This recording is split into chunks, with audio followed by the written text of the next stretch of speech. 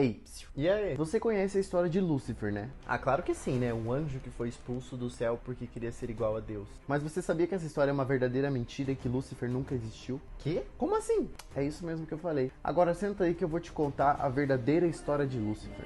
Segundo as escrituras sagradas, Lúcifer era um anjo criado por Deus, porém ele foi expulso do céu porque ele queria ser igual a Deus. E devido a isso aconteceu uma grande batalha entre os seguidores de Lúcifer e os seguidores de Deus. E os derrotados foram enviados para a terra junto com Lúcifer, e a partir daí foram considerados demônios e Lúcifer foi considerado o diabo. Ok, mas o que tem de errado nessa história? Tudo que eu falei agora é apenas uma invenção, uma interpretação errada. Mas calma aí que eu vou explicar detalhadamente. A primeira coisa que você precisa saber é que Lúcifer nunca foi um anjo. As pessoas tiram essa ideia de um trecho da Bíblia que foi totalmente distorcido. E onde que estão as provas disso que você está falando? No livro de Ezequiel, capítulo 28, versículo 13 em diante. Lá diz assim, pausem para ler. Tu eras o querubim, perfeito eras nos teus caminhos, desde o dia em que foste criado. Por pecaste te lancei, profanato do monte de Deus, e te fiz perecer, ó querubim cobridor. E o capítulo segue em diante. A questão é que esse trecho foi entendido que se tratava da história de Lúcifer, mas não é dele que esses versículos estão falando. Mas antes eu vou abrir o resto, ir na opção de playlist e colocar em uma das minhas favoritas, que é a Rap Nerd. Nossa, mas ali pra mim tá tão explícito que estão falando de Lúcifer. Se não estão falando dele, estão falando de quem? Por incrível que pareça, a verdade está em um versículo anterior. Pois em Ezequiel, capítulo 28, versículo 11, diz assim, pausem para ler. Filho do homem, levanta uma lamentação sobre o rei de Tiro. Os versículos em seguida que as pessoas interpretam como se fossem direcionados a Lúcifer, na verdade trata-se de um profeta referindo-se ao rei de Tiro. Ele passou um sermão para o rei através de elogios e metáforas. Nossa, mas então quem é Lúcifer? Olha, isso pode ser meio chocante, mas Lúcifer não é o diabo. Isso foi um erro de tradução seguindo de um erro de interpretação.